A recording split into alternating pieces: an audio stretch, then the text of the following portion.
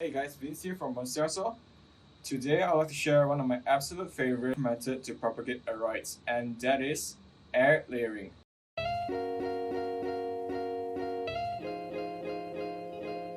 Now, quick intro, air layering is a common technique used by many gardeners or hobbyists to propagate plants. Fruit trees, like fig tree in particular, uses air layering to propagate plants. Now you can also apply the same air layering technique to propagate philodendrons. And in my sharing today, I'll be using this climbing philodendron as an example. This is philodendron jerryhorn. It's a close family member to bipennyfolium, but the foliage is much larger as it matures and it'll get much longer. So also guys, I don't claim any of this technique to be my own, but I've learned them from other experts in Facebook, Instagram, and many other sources, and I thought it would be worthwhile to share some of these techniques so that they are more accessible to newbies who just got into the hobby.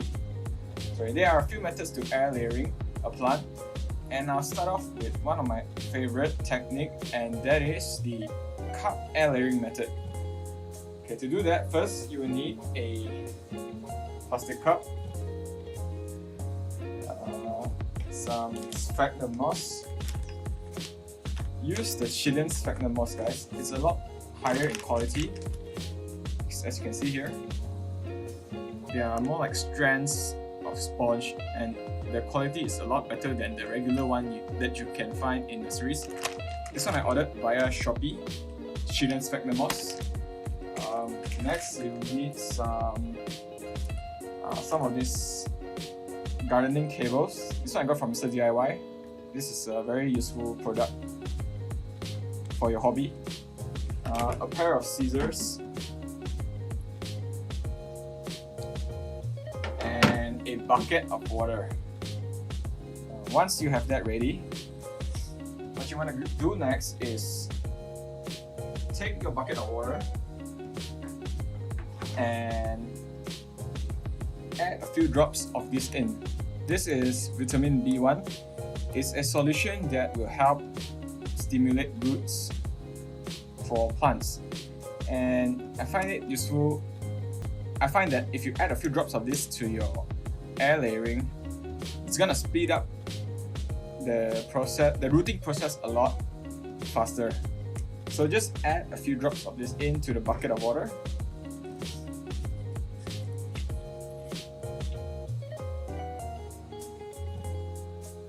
Might just do a one drop because I'm running out already. So just pour this in.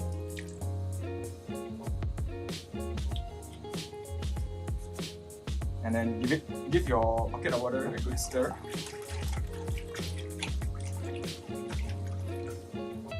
Next, take the Chilean moss and soak some of the Chilean sphagnum moss into this solution.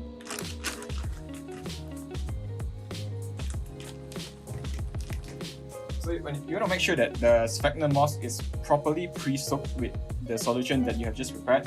So just give it a good squeeze, because dry sphagnum moss, they take a while to absorb water. So what I do is I'll usually just squeeze your sphagnum moss into the solution, and it will start acting like a sponge and soak up all the good stuff inside the bucket. Yep, so just do that. Okay, once you see that the moss starts to get moist, leave it aside, something like this. This will be your primary media used for air layering. Okay, so just put this bucket of water aside first. Next, grab your empty cup. In this case, I'm using this transparent plastic cup. Some people use plastic pots. Like recently, there's an Australian dude who just shared his similar method via using plastic pots. He took a small pot and cut up the pot and just wrap around the philodendron. So same method, but I prefer to use the transparent cup because I get to see the roots develop, and it's a lot more fun to watch your roots grow. So just take your cup and your pair of scissors and cut it up to something like this.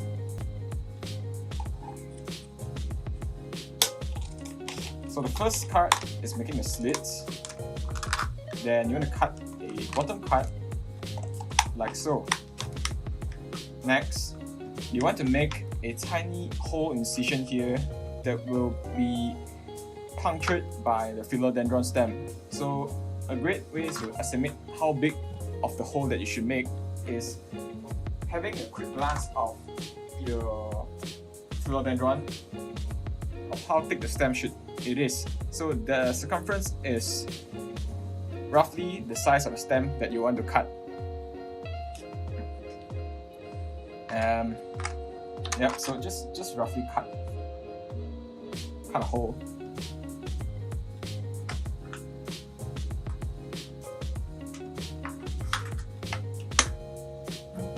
Okay guys, so I've done it something like this. A hole in the middle to allow the stem to puncture through. Take your cup and just find a spot that you will want to air layer this, and just wrap it around.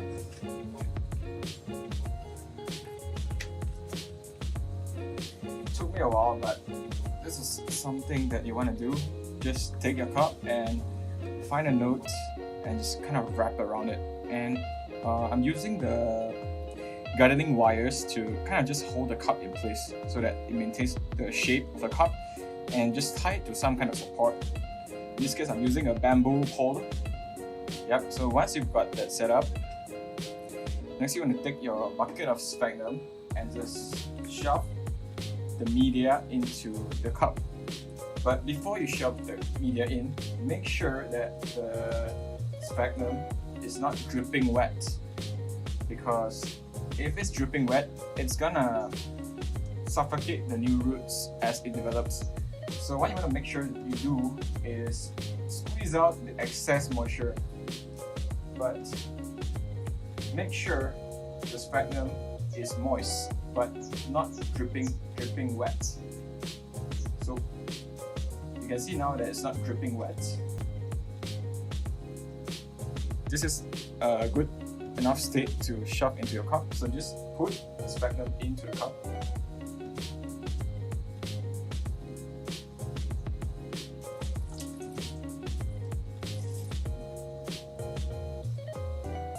Use a poking stick or whatever you have to just kind of jam the thing in. But you want to make sure that you don't compact the sphagnum moss. Rather, you want a very fluff and moist sphagnum moss, so that there's a lot of air pockets in this cup here, and as the new roots grow, they have more access to oxygen.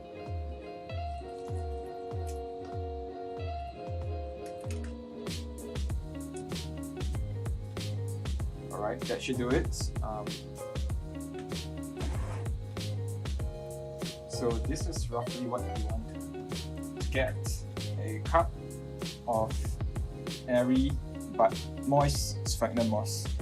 And in about a week or two, you should see some root developing in this cup. And by the time that you see lots of root, just snip off right below the cup, and just put this tip into a media. But usually what I do is I'll remove some of the sphagnum moss first before I repot this guy into the media. And I'm gonna show you an example of what this will become in 1 or 2 weeks. So this is my elbow Borzigiana. As you can see, that's the amount of roots that has been growing inside this air layering that I prepared, and feeder roots have already started to appear. Yeah, so this is an example of the result of air layering in about a week or two. Another method, or lazy method of cup layering, is doing this.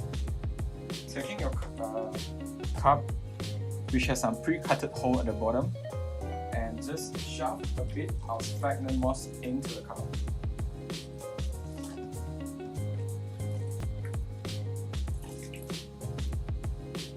And just place it somewhere near your plant, like on top of my pot, and just guide the roots into the cup. And this method works as well. So that's another way you can do cup layering. And another method of air layering is via the cling wrap method. So you will find that some plants that it is extremely hard to do this cup layering method. Now I find the cup layering method has a much higher percentage of success because the cup layering, you're not constricting the media inside a bubble. Essentially what you're doing here is introducing a cup to fit all the sphagnum moss here, and because you have holes and slits all around, the media has much more access to oxygen, and that's why I find that this propagation method is the quickest. But I'm gonna show you the cling wrap method anyhow. So give me 1 second, I'll pick up a plant and demonstrate the cling wrap method. Alright guys, I found a plant. I'm gonna use this Anthurium pentaphyllum. I think it's a Kleinberg. So you see that there's a lot of areas popping up in these, so I'm gonna just introduce use air layering using the cling wrap method. So what you'll be needing for this is the same as earlier, the bucket of pre-soaked sphagnum moss and cling wrap, which is used in daily cooking. In this case, I'm using Pasco cling wrap. So just grab a bit, just tear out some cling wraps.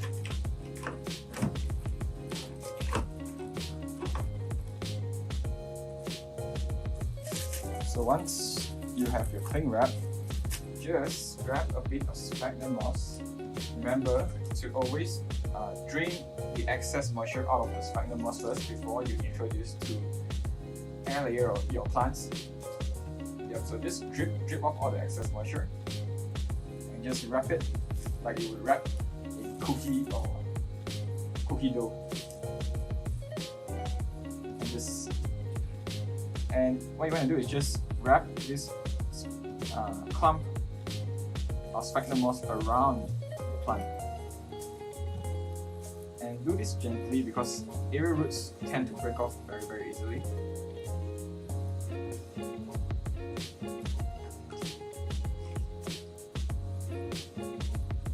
Alright, something like this. And what you want to do is just wrap your cling wrap around the media. Yeah, just find a way to wrap everything together.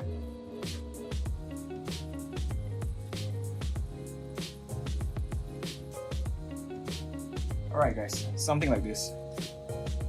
I'm probably using a bit too much cling wrap here. And what you want to do is grab some poking sticks. In this case, it's a sade stick, and just start poking a bit of hole to introduce ventilation in this media.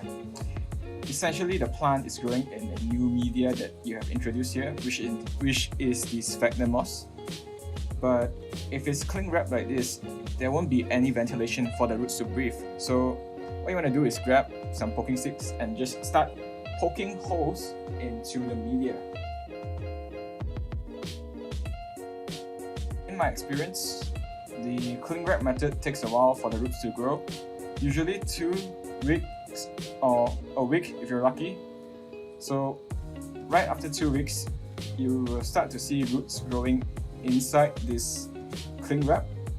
And once you think that the roots are developed enough, same technique as earlier, snip off below the air layer part and you have yourself a new plant at the top. Also guys, one more thing I forgot to add is that some plants, they take a while to root. In some philodendrons, like melanochrysum, for example. So you find times that the air layering, after 2 weeks, there's still no sign of root. So don't worry, just be patient, they will root eventually. But after 2 weeks or a week, the media will start to dry up. So when the media starts to dry up, just pour water in and make sure that it's moist, because the new roots cannot develop without moisture. Yep, so always make sure that the media is moist. If it dries up, just pour water in and wait. For another week or two, it should grow roots. Alright, so that's the end of our video. I hope today's sharing has been useful on propagation for aroids. And if you like my content, please don't forget to like, share, or subscribe. And I will be continuing to make more helpful videos like this in the future. So stay tuned, and I'll see you next time. Bye.